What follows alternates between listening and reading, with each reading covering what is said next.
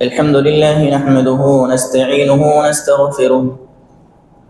ونعوذ بالله من شرور أنفسنا ومن سيئات أعمالنا. من يهده الله فلا مضل له ومن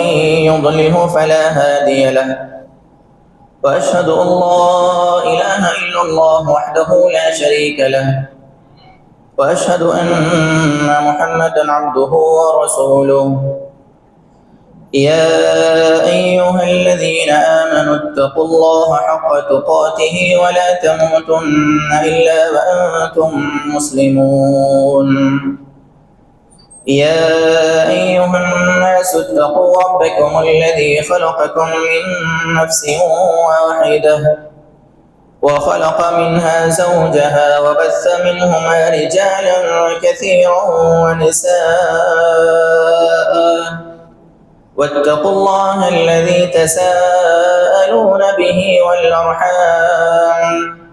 إن الله كان عليكم رقيبا.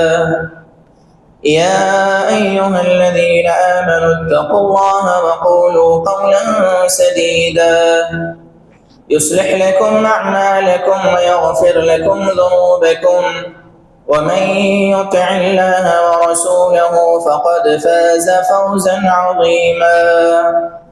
أما بعد، فإن خير الحديث كتاب الله، وخير الهدي هدي محمد صلى الله عليه وسلم، وشر الأمور محدثاتها، وكل محدثة بدعة، وكل بدعة ضلالة، وكل ضلالة في النار. أعوذ بالله من الشيطان الرجيم. بسم الله الرحمن الرحيم.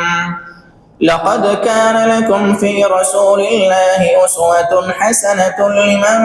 كان يرجو الله واليوم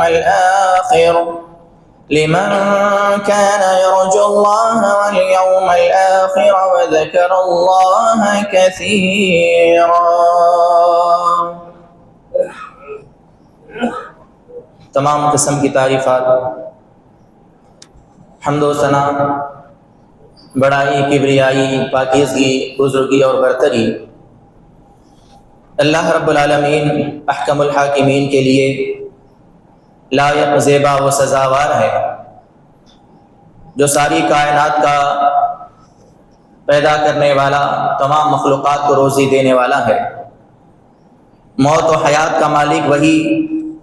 بیماریاں اسی کے حکم سے آتی ہیں، اور شفاؤں کا دینے والا بھی وہی ہے. نہ اس کی ذات میں کوئی شریک ہے، نہ اس کی صفات میں کوئی اس کا ثانی ہے، نہ اس کا کوئی مشیر ہے، نہ اس کا کوئی وزیر ہے. وہ ہر قسم کے عیب سے پاک اور مبرہ ہے. سبحان ما ذم شانہ، سبحان اللہ وبحمدہ، سبحان اللہ العظیم. درود و سلام کا نزول ہو تمام انبیاء کرام علیہم الصلاۃ والسلام پر، جنہیں اللہ رب العالمین نے دنیا والوں کی جانب اپنی دعوت اور اپنے پیغام کے ساتھ روانہ کیا، اور جنہوں نے اللہ رب العالمین کی دعوت کو، اللہ رب العالمین کے پیغام کو اللہ کے بندوں تک ایمانداری و دیانتداری کے ساتھ پہنچایا. خصوصاً میرے اور آپ کے آخری نبی، احمد مجتبی، محبوب کبریا، پیغمبر رب ارض والسماء، امام الحرمین، امام القبلتین، محمد الرسول اللہ صلی اللہ تعالی علیہ وعلی آلہ واصحابہ وبارک وسلم پر، جنہیں اللہ رب العالمین نے ساری کائنات کے لیے نبی اور رسول بنا کر بھیجا، اور جن کی نبوت و رسالت قیامت کی صبح تک باقی رہنے والی ہے. اللہم صلی علی محمد وعلی آل محمد کما صلیت علی ابراہیم وعلی آل ابراہیم انک حمید مجید. اللہم بارک علی محمد وعلی آل محمد کما بارکت علی ابراہیم وعلی آل ابراہیم انک حمید مجید. محترم سامعین کرام، بزرگان دین، نوجوانان اسلام اور اسلامی ماں اور بہنوں، آج انشاءاللہ اس ماہ کے متعلق کچھ اہم ترین باتیں جو قرآن و سنت کے اندر وارد ہوئی ہیں تذکرہ کیا جائے گا، اور ساتھ ہی ساتھ اس مہینے کی فضیلت کو بھی اجاگر کیا جائے گا، اور اس میں کیے جانے والا کام کیا ہے، اور اس میں وہ کیا کام ہیں جنہیں لوگ اپنی مرضی سے اور اپنی منشا سے کرتے ہیں، جن کا ثبوت قرآن و سنت کے اندر موجود نہیں ہے، ان تمام اعمال کا بھی انشاءاللہ ذکر کیا جائے گا۔ سب سے پہلی بات، ایک ایمان والے ہونے کی حیثیت سے ہمیں اس بات کو اچھی طرح جاننا اور سمجھنا چاہیے کہ ہمارے ہر کام میں، ہمارے ہر معاملے میں اللہ کے رسول صلی اللہ علیہ وسلم ہمارے لیے نمونہ، اسوہ اور ماڈل ہیں۔ جیسا کہ اللہ رب العالمین نے قرآن مجید کے اندر اس بات کا ذکر کیا، سورہ احزاب کی آیت ہے جس میں اللہ رب العالمین نے فرمایا کہ لَقَدْ كَانَ لَكُمْ فِي رَسُولِ اللَّهِ أُسْوَةٌ حَسَنَةٌ، کہ تحقیق تمہارے لیے اللہ کے رسول صلی اللہ علیہ وسلم کی زندگی ایک نمونہ ہے اور ایک ماڈل ہے۔ لمن کان یرجو اللہ والیوم الآخر، اس آدمی کے لیے جو اللہ کی ذات پر ایمان رکھے اور آخرت پر ایمان رکھتا ہو، وذکر اللہ کثیرا، اور کثرت کے ساتھ اللہ رب العالمین کا ذکر کرتا ہو۔ دنیا جہان کے تمام کاموں کے اندر ہمارے لیے اللہ کے نبی صلی اللہ علیہ وسلم کی زندگی نمونہ اور ماڈل ہے۔ ہم چاہے دینی معاملات کے اندر کسی کام کو انجام دیں، ہم دنیاوی معاملے میں کسی کام کو انجام دیں، چاہے وہ معاملات فرضی ہوں یا نفلی ہوں، چاہے وہ معاملات سنت کے مطابق ذکر کیے گئے ہوں یا نہ کیے گئے ہوں، الغرض ہر معاملے میں اللہ کے نبی صلی اللہ علیہ وسلم کی زندگی ہمارے لیے نمونہ ہے اور ماڈل ہے، اور یہ تمام معاملات کے اندر ہے۔ اللہ رب العالمین نے قرآن مجید کے اندر اس بات کا ذکر نہیں کیا کہ صرف عبادات کے معاملے میں ہی اللہ کے رسول تمہارے لیے ماڈل ہے، بلکہ ہر چیز میں اللہ کے نبی صلی اللہ علیہ وسلم ایک ایمان والے کے لیے نمونہ اور ماڈل ہے۔ اب آئیے ہم دیکھتے ہیں کہ آج کے اس مہینے کا جو ذکر میں انشاءاللہ کروں گا، اور اس مہینے میں کیے جانے والے اعمال کا بھی تذکرہ کیا جائے گا۔ اس مہینے کا نام اصل ماہ شعبان ہے۔ شعبان کے بنیادی جو معنی ہیں وہ ہے بکھر جانا یا پھیل جانا۔ کسی چیز کے بکھر جانے کو یا پھیل جانے کو شعبان کہا جاتا ہے عربی زبان کے اندر۔ حافظ ابن حجر رحمۃ اللہ علیہ نے اپنی کتاب فتح الباری کے اندر اس مہینے کے نام کی وجہ بیان فرمائی۔ وہ کہتے ہیں کہ وَسُمِّيَ شَعْبَانَ لِتَشَعُّبِهِمْ فِي طَلَبِ الْمِيَاءِ أَوْ فِي الْغَارَاتِ بَعْدَ أَنْ يَخْرُجَ شَهْرُ رَجَبٍ الْحَرَامِ۔ وہ کہتے ہیں کہ اس مہینے کا نام جو شعبان پڑا ہے اس کی وجہ یہ ہے کہ زمانے جاہلیت کے لوگ شعبان کے مہینے میں پانی کی تلاش کرنے کے لیے بکھر جایا کرتے تھے، پانی کو ڈھونڈنے کے لیے پانی کی تلاش میں لوگ پھیل جایا کرتے تھے۔ یہ اسی وجہ سے اس مہینے کا نام شعبان پڑا۔ اور ساتھ میں کہتے ہیں کہ یار اس کی ایک وجہ یہ بھی ہو سکتی ہے کہ شعبان سے مہینہ جو پہلے کا مہینہ گزرا وہ رجب کا مہینہ ہے، اور رجب کا مہینہ حرمت والا مہینہ ہے۔ رجب کے مہینے میں جنگ و جدال، قتل و غارت گری، ان تمام کاموں سے لوگ رک جایا کرتے تھے۔ جیسے ہی شعبان کا مہینہ شروع ہوتا، اس مہینے میں لوگ قتل و غارت گری کے لیے، جنگ و جدال کے لیے اپنے اپنے گھروں سے نکل جاتے اور پھیل جاتے۔ اسی مناسبت سے اس مہینے کا نام شعبان رکھا گیا۔ شعبان کی فضیلت کے تعلق سے اللہ کے نبی صلی اللہ علیہ وسلم کے بہت سے فرامین اور بہت سے ارشادات ہیں۔ حضرت عائشہ رضی اللہ تعالی عنہ بیان فرماتی ہیں کہ لم یکن النبی صلی اللہ علیہ وسلم یصوم شہرا اکثر من شعبان فانہ کان یصوم شعبان کلہ۔ یہ صحیح بخاری کی حدیث ہے۔ حضرت عائشہ رضی اللہ عنہ بیان فرماتی ہیں کہ میں نے اللہ کے نبی صلی اللہ علیہ وسلم کو شعبان کے مہینے میں جتنا کثرت کے ساتھ روزہ رکھتے ہوئے دیکھا ہے، کسی اور مہینے میں روزہ رکھتے ہوئے میں نے آپ کو نہیں دیکھا۔ اسی طرح ام سلمہ رضی اللہ عنہ بیان فرماتی ہے کہ سألت عائشہ رضی اللہ تعالی عنہ، میں نے عائشہ رضی اللہ تعالی عنہ سے سوال کیا ان صیام رسول اللہ صلی اللہ علیہ وسلم، اللہ کے رسول صلی اللہ علیہ وسلم کے روزوں کے متعلق۔ تو عائشہ رضی اللہ تعالی عنہ نے بیان کیا کان یصوم حتی تقول قد صام ویفطر۔ ہم کبھی کبھی اللہ کے نبی صلی اللہ علیہ وسلم کو دیکھتے، بعض مہینوں میں ہم اللہ کے نبی کا عمل دیکھتے کہ آپ کثرت کے ساتھ بعض مہینوں میں روزہ رکھتے۔ اب ہم یہ خیال کرتے کہ اب آپ شاید روزہ نہیں چھوڑیں گے، اس کے بعد آپ ایسا کرتے کہ آپ روزہ رکھنا چھوڑ دیتے، ہم یہ سمجھتے کہ اب آپ روزہ نہیں رکھیں گے۔ لیکن میں نے جو ہے اللہ کے نبی صلی اللہ علیہ وسلم کو شعبان کے مہینے میں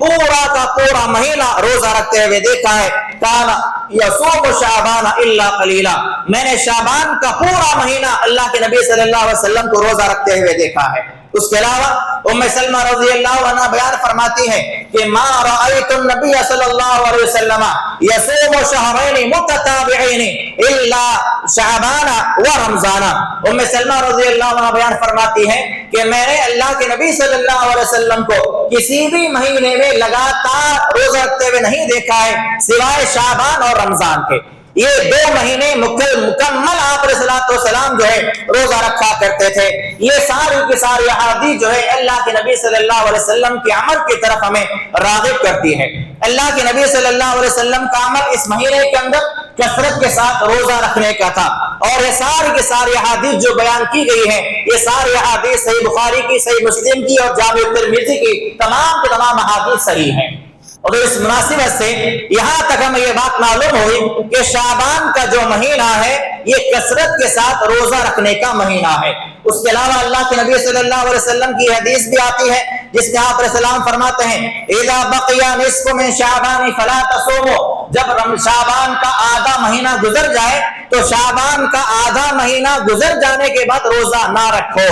इस सिलसिले में उलमा कराम के दरमियान में मुख्तलिफ बातें हैं, 2 अलग अलग बातें हैं। बाज़ उलमा सख्ती के साथ मना करते हैं, कहते हैं कि 15 शाबान के बाद यानी आधा महीना शाबान का गुजर जाने के बाद रोजा ना रखा जाए। लेकिन बाज़ उलमा ने मुख्तलिफ अहादीस की रूह से इस बात को साबित किया कि शाबान के 15 दिन गुजर जाने के बाद भी चंद ऐसे लोग हैं जिनके लिए रोजा रखना जायज है आधे शाबान के बाद भी। जो इसमें कौन कौन लोग हैं? मिसाल के तौर पर एक ऐसा आदमी है जिसको आदत है हर पीर और जुमेरात का रोजा रखना, उसकी आदत है, शुरू से रखता आ रहा है, तो उसके लिए जायज है कि वो 15 शाबान के बाद भी रोजा रख सकता है, पीर और जुमेरात का रोजा जिसको रखने की आदत है। उसके अलावा जिसके रोजे छूटे हुए हो, चाहे वो मर्द हो या खवातीन हो, गुज़िश्ता साल रमजान के रोजे अगर कज़ा है तो रोजों की कज़ा करना उसके लिए वाजिब है, लाजिम है, और वो कज़ा उसकी 15 शाबान के बाद भी पूरा कर सकता है। ऐसा नहीं कि 15 शाबान से पहले रोजे पूरे रखना मुकम्मल करना जरूरी है,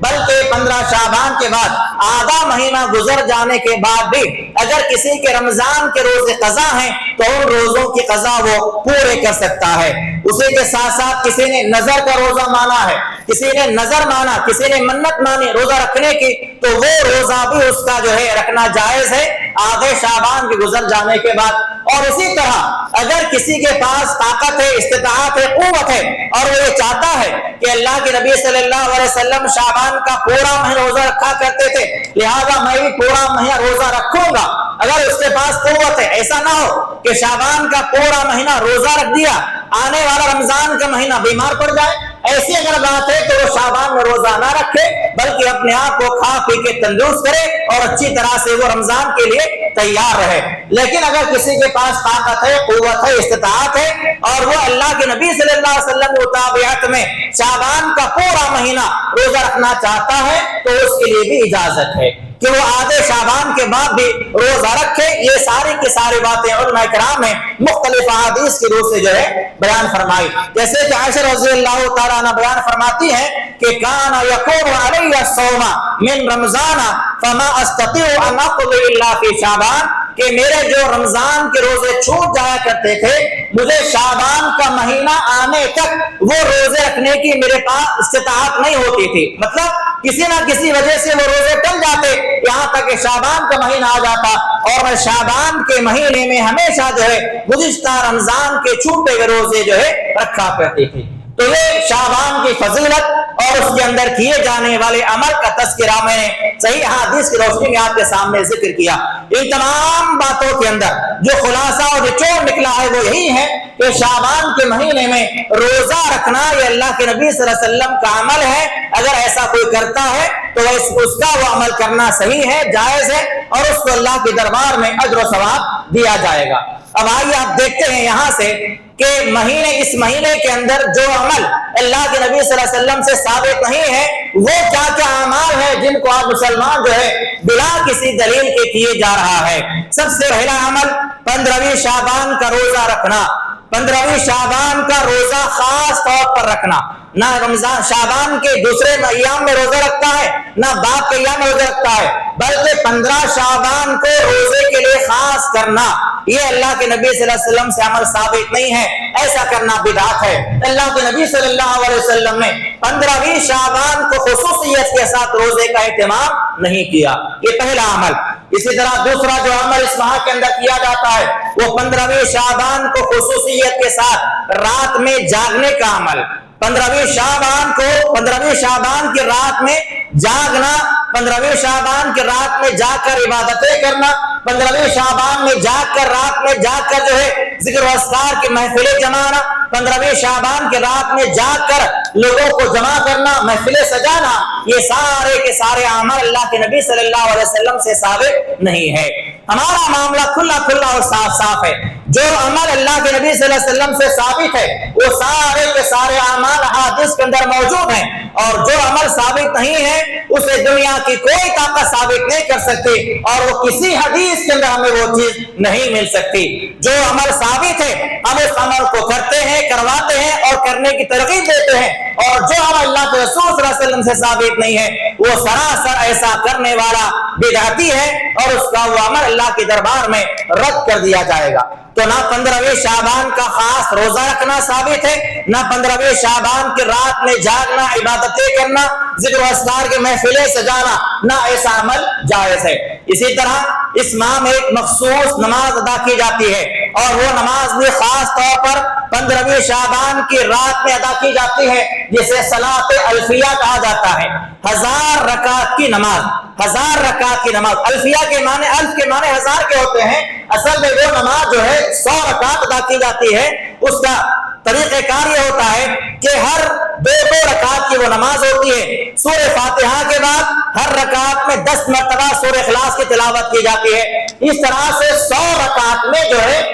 1000 مرتبہ سورہ اخلاص پڑھا جاتا ہے۔ اسی مناسبت سے اس نماز کو صلاۃ الفیہ کا نام دیا گیا ہے۔ ایسی کوئی نماز اللہ کے نبی صلی اللہ علیہ وسلم سے ثابت نہیں ہے۔ رجب کے مہینے میں صلاۃ الرغائب کے نام سے لوگوں نے نماز کا اہتمام کیا تھا، اور شعبان کے مہینے میں 15ویں شعبان کے شب میں صلاۃ الفیہ کے نام سے نماز پڑھی جاتی ہے، 100 رکعت پر مشتمل نماز ادا کی جاتی ہے۔ ایسی بھی کسی نماز کا تذکرہ کسی بھی حدیث کے اندر موجود نہیں ہے۔ اللہ کے نبی صلی اللہ علیہ وسلم نے ایسی کوئی عمل، ایسا کوئی نماز کا طریقہ یا ایسی کوئی نماز والا عمل نہ آپ نے کیا ہے، نہ آپ نے امت کو کروایا ہے، نہ آپ کے بعد کسی سے ایسا عمل ثابت ہے۔ صحابہ نے وہی عمل کیا جو عمل اللہ کے رسول صلی اللہ علیہ وسلم کو کرتا ہوا دیکھا ہے، یا تو اللہ کے رسول صلی اللہ علیہ وسلم نے وہ عمل کیا، یا تو آپ علیہ السلام نے عمل کروایا، وہی عمل صحابہ سے منقول ہے، اور وہی عمل صحابہ کے بعد والے متبعین نے اس کو ایجاد انجام دیا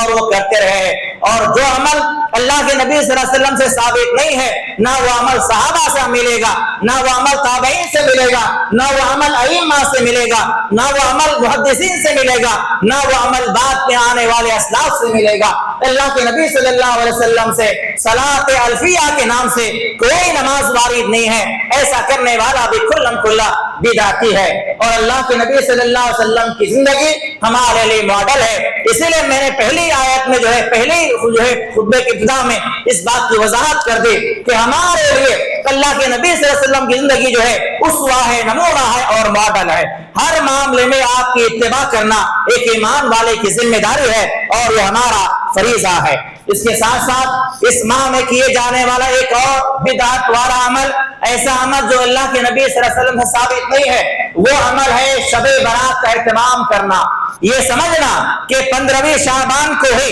یہ عمل بھی کیا جاتا ہے، 15ویں شعبان کی شب کو، رات کو یہ سمجھا جاتا ہے کہ یہ رات برات کی رات ہے، اور دلیل کے طور پر آیتیں پیش کی جاتی ہے۔ اللہ رب العالمین نے فرمایا انا انزلناه فی لیلۃ مبارکہ انا کنا منذرین۔ اللہ رب العالمین نے فرمایا کہ بے شک میں نے اس قرآن کو مبارک رات میں نازل کیا، اور ایسی رات میں نازل کیا جو بڑی بابرکت رات ہے۔ اللہ نے فرمایا انا انزلناه فی لیلۃ القدر، میں نے اس قرآن کو قدر والی رات میں نازل کیا۔ یہ آیتیں پیش کی جاتی ہے، اور ان آیات کی جو ہے ان آیات کو دلیل بنا کر یہ سمجھا جاتا ہے کہ شب برات کا اہتمام کرنا چاہیے، کیونکہ اللہ نے شب برات کا تذکرہ قرآن میں کیا ہے۔ لیکن قرآن و حدیث کے مطالعے سے، علماء کرام کی تفاسیر پر غور کرنے سے، صحابہ کی محنت کو سمجھنے سے ہمیں یہ بات معلوم ہوتی ہے کہ اللہ رب العالمین نے جہاں پر بھی قرآن مجید کے نازل ہونے کا تذکرہ بیان کیا ہے، اس سے مراد رمضان کا مہینہ ہے،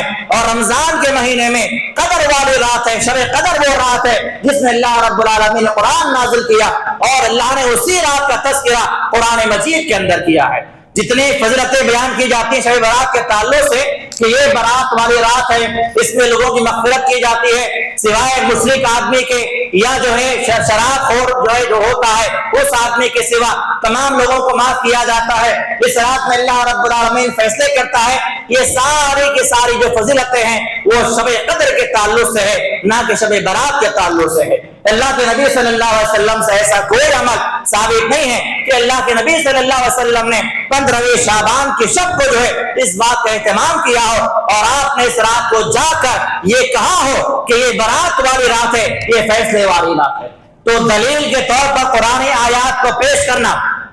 اور قرآن آیات کو پیش کر کے اس کا مفہوم، اس کا ترجمہ، اس کی تفسیر اپنی مرضی سے بیان کر کے لوگوں کے سامنے پیش کرنا اور یہ سمجھانا کہ اللہ رب العالمین نے شب برات کا تذکرہ کیا ہے، یہ باطل باتیں ہیں اور ایسی بلا دلیل باتیں ہیں جس کا تذکرہ اللہ رب العالمین نے نہ کلام حکیم کے اندر کیا ہے، نہ اللہ کے نبی صلی اللہ علیہ وسلم نے اپنے فرامین کے اندر کہیں اس طرح کا کوئی عمل امت کو بتلایا ہے۔ اور اسی طرح اس ماہ کے اندر ایک اور عمل کیا جاتا ہے، 15ویں شعبان کی شب میں قبرستانوں کی زیارت کرنا، قبرستانوں میں جانا، قبروں کو جو ہے سجانا، قبروں کی مرمت کرنا، قبروں کو چنا پانی لگانا، قبرستان میں لیٹنگیں لگانا، وہاں پر روشنوں کا اہتمام کرنا، چراغاں کرنا، قمقمے جلانا، یہ سارے کے سارے اعمال بھی اس شب میں کیے جاتے ہیں۔ اور دلیل کے طور پر جو حدیث پیش کی جاتے ہیں وہ سارے کے سارے حدیث یا تو ضعیف ہیں یا تو موضوع ہیں۔ یہ کہا جاتا ہے کہ اللہ کے نبی صلی اللہ علیہ وسلم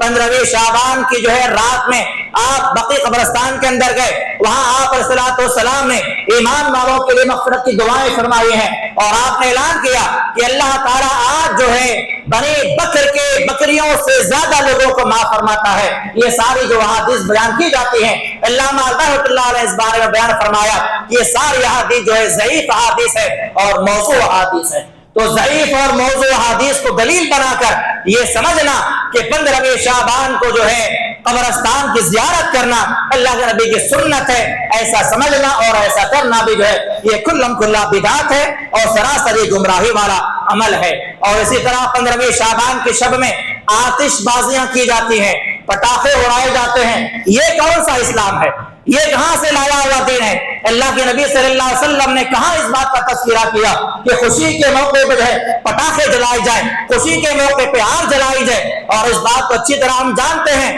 کہ آگ جلانا یہ کس کا عمل ہے؟ مجوسیوں کا عمل ہے، اور ایک مسلمان مجوسیوں کا عمل کر کے آپ کی عبادت کرنے والے، آپ کی پوجا کرنے والے لوگوں کا عمل اختیار کر کے یہ سمجھتا ہے کہ ہم اللہ کے نبی کے ماننے والے ہیں، ہم اللہ کے نبی کے اتباع کرنے والے ہیں، ہم اللہ کے نبی کے چاہنے والے ہیں۔ تو 15ویں شعبان کی شب میں یہ سارے کے سارے اعمال کیے جاتے ہیں جن کا ثبوت اللہ کے نبی صلی اللہ علیہ وسلم سے سراسر کہیں پر بھی موجود نہیں ہے۔ اور اسی کے ساتھ ساتھ 15ویں شعبان کی رات میں ایک اور بدعت ایجاد جو ہے لوگوں نے کی ہے، وہ ہے بڑوں کی عید کے نام سے عید کا منانا۔ یہ سمجھا جاتا ہے کہ ہمارے جو بزرگ لوگ چلے گئے ہیں، جن کا انتقال ہو چکا ہے، وہ 15ویں شعبان کی شب میں جو ہے ہمارے گھروں میں ان کی روحیں واپس آتی ہیں، اس لیے ان کے لیے جو ہے اچھے اچھے کھانے بنائے جاتے ہیں، اچھے اچھے کھانوں کا اہتمام کیا جاتا ہے، حلوے بنائے جاتے ہیں، اور یہاں تک بھی باتیں دیکھنے میں سننے میں آتی ہیں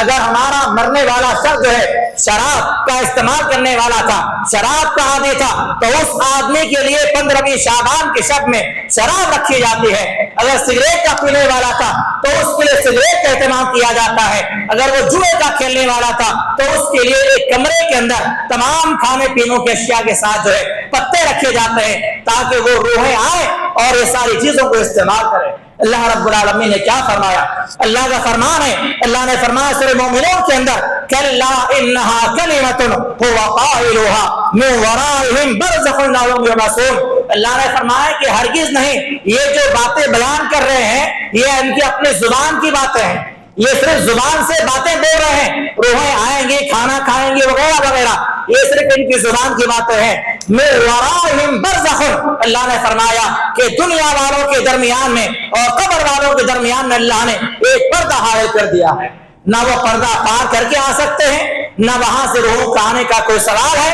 نہ آسمان سے روح آ سکتی ہے، نہ زمین سے روحوں کا آنے کا کوئی تصور اسلام کے اندر موجود ہے۔ اللہ نے صاف فرما دیا کہ یہ ان کی اپنی زبان کی باتیں ہیں، اللہ نے ان کے درمیان میں پردے کو حائل کر دیا ہے، الی یوم یبعثون، اور یہ پردہ قیامت تک پڑا رہے گا۔ تو جو آدمی دنیا میں اچھے اعمال کرتا رہا، جو آدمی دنیا میں توحید پر قائم رہا، جو آدمی دنیا میں نیک اعمال کرتا ہوا اللہ کے دربار میں گیا، اس کی روح کہاں رہے گی؟ علیین کے اندر رہے گی، جس کا تذکرہ اللہ رب العالمین نے فرمایا سورہ مطففین کے اندر کہ کلا ان کتاب الابرار لفی علیین، کہ جو نیک لوگ ہوں گے ان کی روحوں کا جو مقام ہے وہ علیین ہے، اور یہ علیین کہاں پر ہے؟ سات آسمانوں کے اوپر ہے۔ اور جو گنہگار ہوں گے، جو فاجر ہوں گے، فاسق ہوں گے، نافرمان ہوں گے، مشرک ہوں گے، ایسے عالم میں ان کا انتقال ہو جائے گا، وہ دنیا سے جائیں گے۔ اللہ نے فرمایا کلا ان کتاب الفجار لفی سجین، ان لوگوں کا جو مقام ہے وہ سجین ہوگا، اور سجین یہ کہاں پر ہے؟ ساتوں زمینوں کے نیچے مقام ہوگا، وہاں پر ان کی روح کو رکھا جائے گا۔ نہ سجین سے روحیں واپس آ سکتی ہیں، نہ علیین سے روح واپس آ سکتی ہیں۔ تو یہ روحوں کا آنا، گھروں میں آ کے کھانا کھانا، شراب کا پینا، یہ جو ساری کی ساری باتیں مسلمانوں نے بنائی ہیں، یہ ایک تو عقل کے اعتبار سے سوچا جائے، عقلی اعتبار سے بھی یہ ساری باتیں بے بنیاد لگتی ہیں، نہ کہ اس کو ہم نے عقلی دلائل کے ساتھ ساتھ جو ہے قرآن اور حدیث کے اوپر فٹ کیا ہوا ہے، اور ہم تمام باتوں کے معاملات میں جو ہے تمام معاملات کے اس درمیان میں قرآن کو پیش کرتے ہیں، نبی کے فرامین کو پیش کرتے ہیں۔ تو یہ بڑوں کے عید کا منانا، یہ بڑوں کے عید کا تصور رکھنا، یہ بھی اس ماہ کے اندر کیے جانے والا جو اتنے بدعات و خرافات ہیں اس میں یہ بھی بڑی بدعات ہے۔ اور اس کے علاوہ ایک اور بات بیان کی جاتی ہے کہ اللہ رب العالمین جو ہے آدھے شعبان یعنی 15ویں شعبان کی رات میں دنیاوی آسمان پہ آتا ہے،